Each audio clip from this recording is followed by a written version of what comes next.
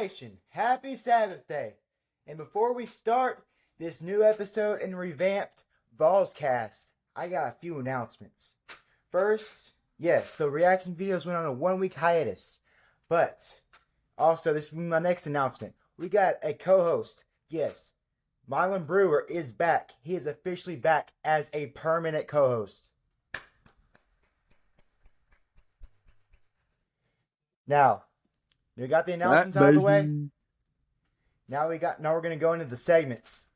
Now, this episode we're gonna be talking about what does Tennessee's road win in Norman have for the future, and is the win a statement win? And then we're gonna have a game breakdown. We're gonna talk about the AP poll, and we're gonna talk about the 10% fee that the University of Tennessee's putting on tickets. And that's going to be in no particular order. I just listed them. So let's go ahead and get the show on the road. Should we, Mylan?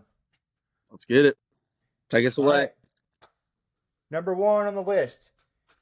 Danny White, the athletic director of the University of Tennessee, announced last week, I believe, that there will now be a 10% ticket fee for performance based off the players starting next year.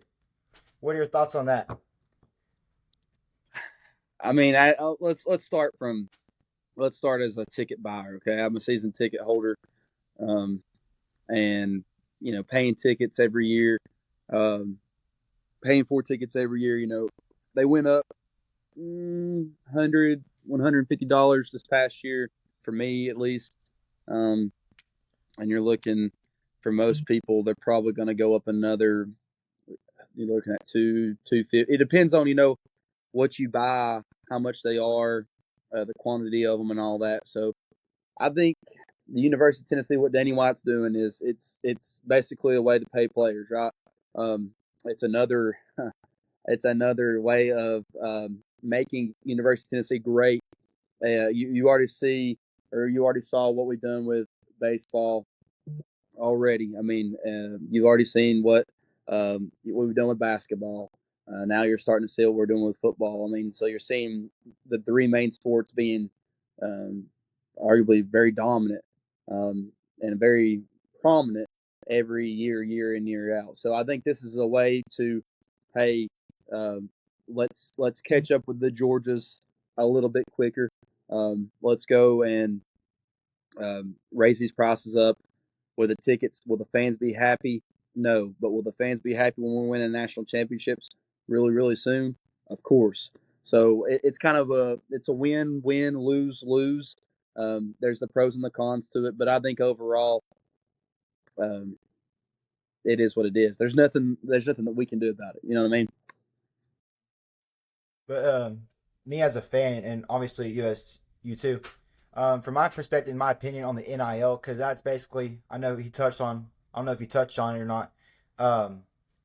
That's basically what the 10% fee is. It's a talent fee. They're some of the money that they're gonna raise the prices. They're gonna pay the players with that, and I just think that NIL, whenever they came up with this crap, I mean, I'm not saying it's bad. I think it's cool that they're playing players, but I think they need to put on a cap on it.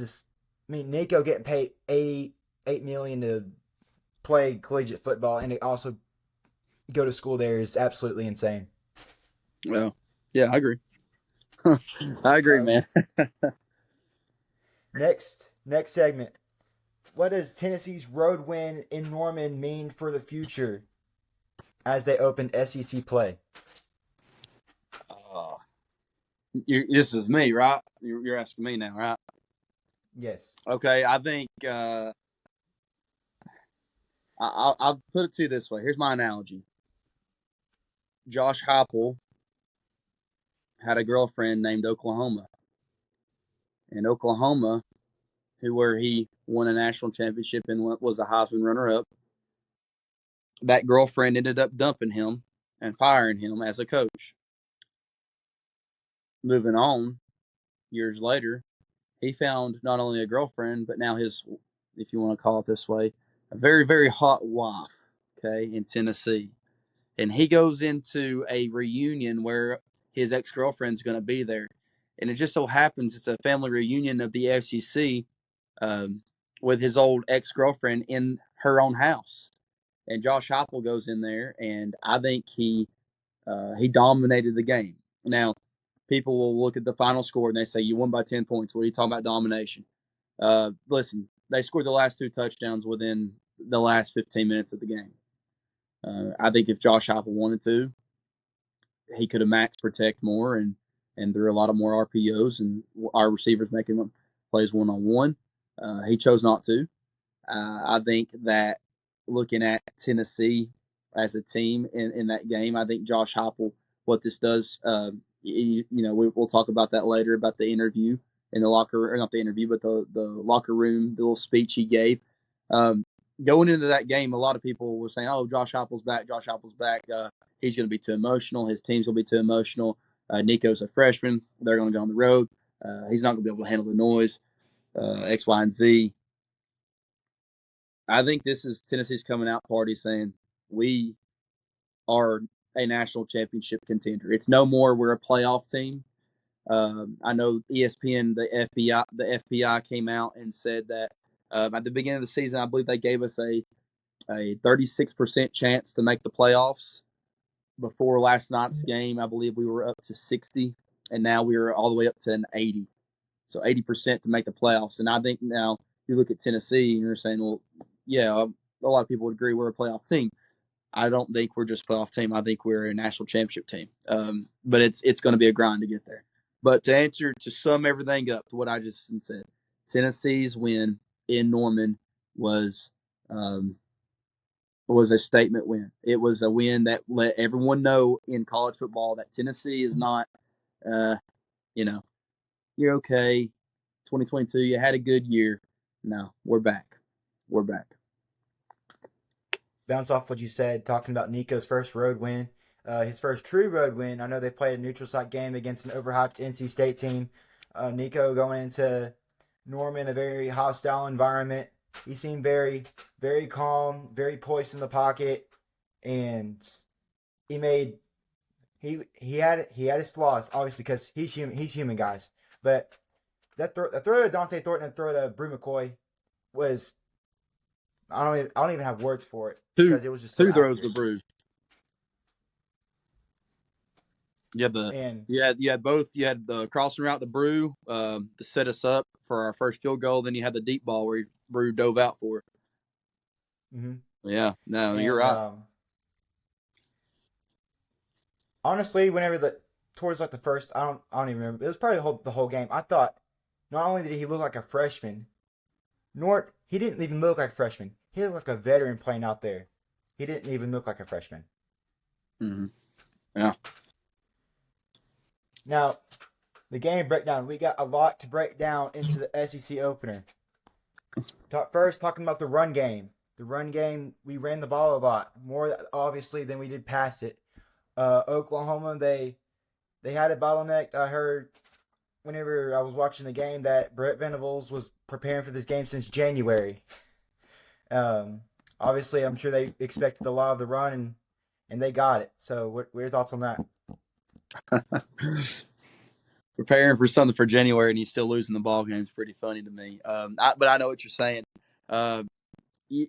Oklahoma did a good job, for the most part, limited Tennessee what they wanted to do. Like I said, when we went up 19-3 at the half, Josh Heupel knew that his defense was so superior, if you want to call it. They're playing so well that he did not have to necessarily pull out, go to the second, the third page of the playbook. He runs his system, but you saw they brought in a lot of 11 and 12 personnel. Viewers that don't know what that is, it's two extra tight ends. It could be an H-back tight end. You're bringing in some extra big boys and to help pass protect or run the football. I thought the first series, I don't know if it was scripted or not. I know we talked about this already, but play number 1 of the game, you get a 5-man box. So if you draw a box from the line, okay, from tackle to tackle, and you make I guess a rectangle, you have 5 defenders in that box versus our 6. We have an H-back, and we decide the first play of the game to throw a perimeter screen. And I know Josh Heupel's offense is based off leverage and numbers and how they spread you. I understand that. But from my point of view, I'm saying, why are we not running the football on play number one? You know what I mean? So, from there though, we did run the ball really well. I thought the Sean Bishop, someone that was the 11th string running back. I'm being sarcastic. He was probably 4th or 5th string running back last year. I thought he did very, very well coming in. A change of pace from Sampson. Overall was our rushing yardage total. I don't know, Gavin, you can probably give him that stat. Was it what it was? Our first 3 games, no. But everybody knows we are going to run the football first. You must stop the run before we pass. And if you do stack the box, we're going to spread you out. So, All right, good stuff. In this game, there was a lot of defense. Both defenses were pretty stout. Obviously, they did, as I mentioned, Oklahoma bottlenecked the run game. While Tennessee's defense, they had 1 interception and 2 fumbles that they got right back after fumbling the ball on offense.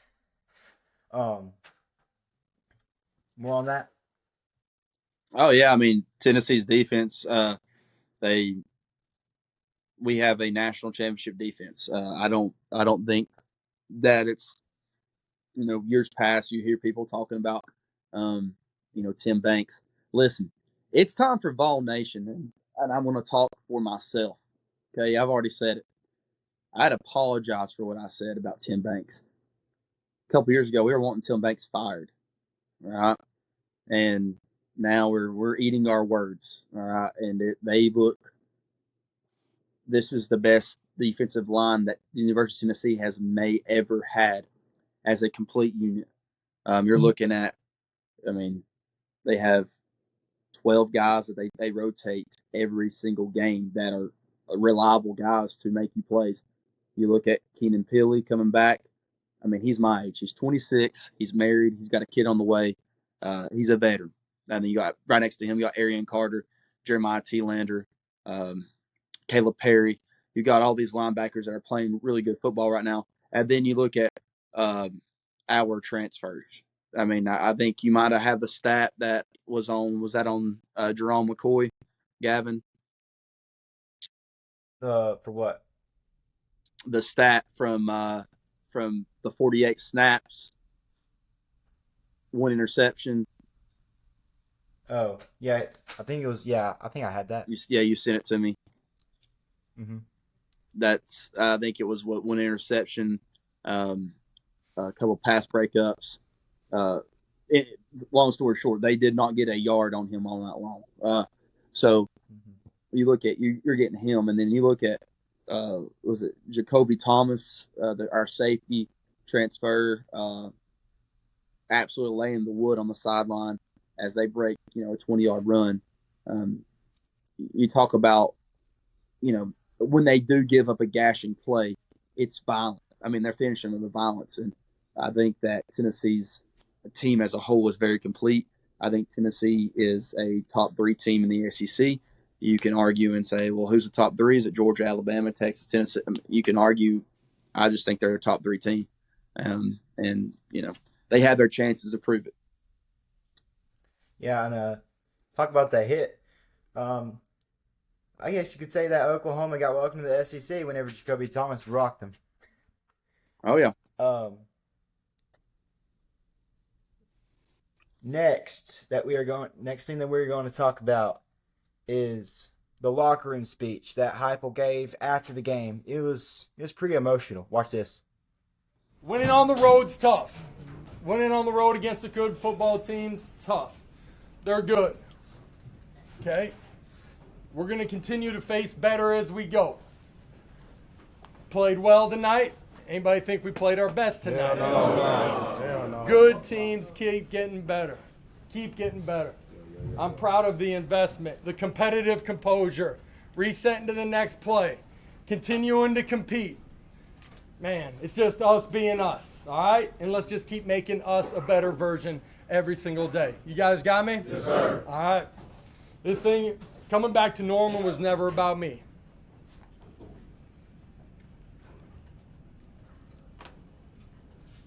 It was not. But I appreciate you all having a little extra for me. I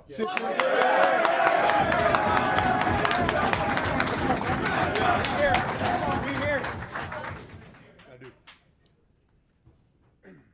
I love you guys, and I really mean that. We love you. Go. I know.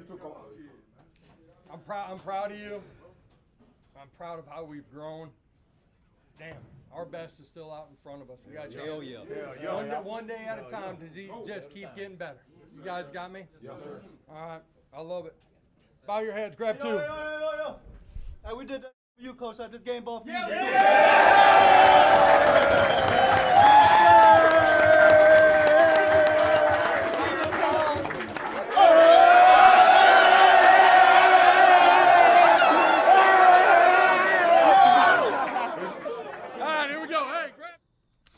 All right, now, a lot to break down in this.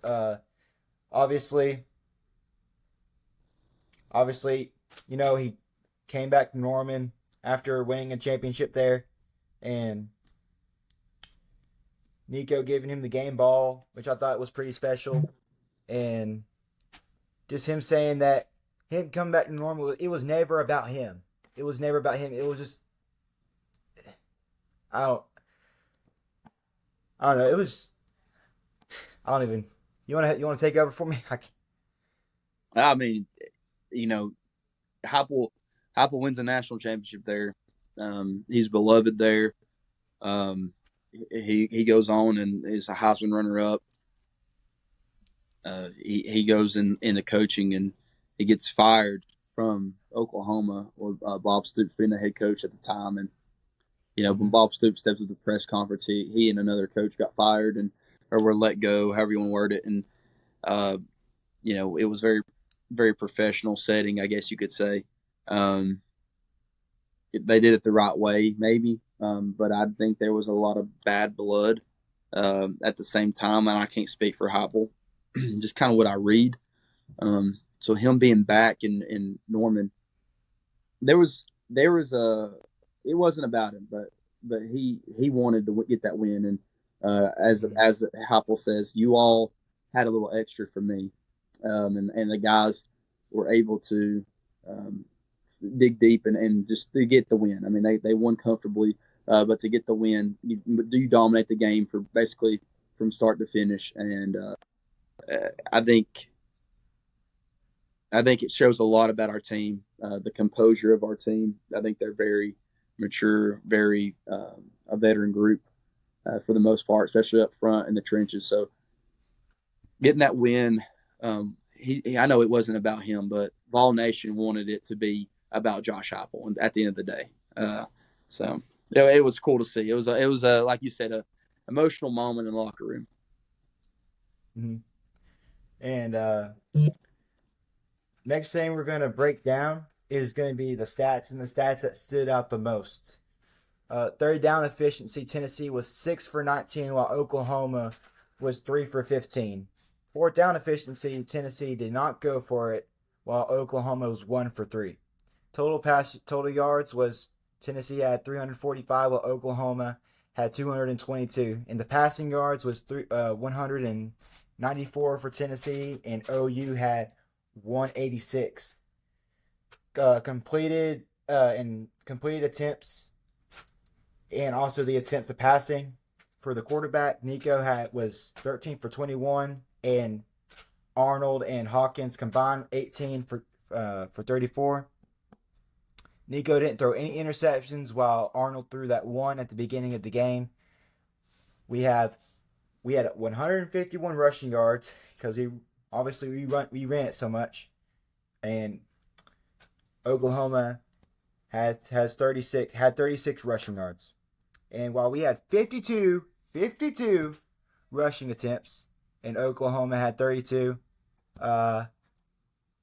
Oklahoma had 3 turnovers, and while Tennessee had 2. Anything stand out to you? I think looking at the game offensively,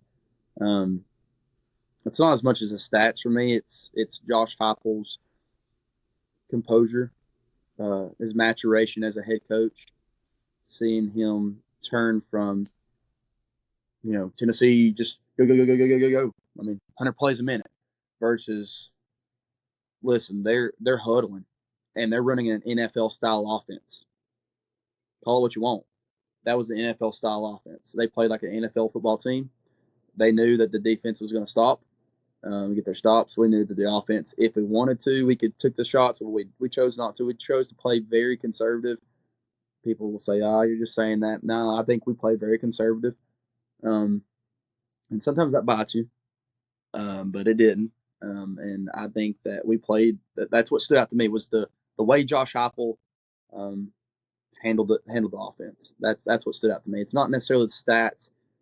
Just I thought we handled it very, very well as a coaching staff. And you're on the road. Make sure you get the dub. Head back home and stay healthy. I think we got out there mostly healthy, which is also really good. Next week, Tennessee does not play. They have a bye, so that's good for all the injured people and all the healthy people to. What's the word I'm looking for? I don't know.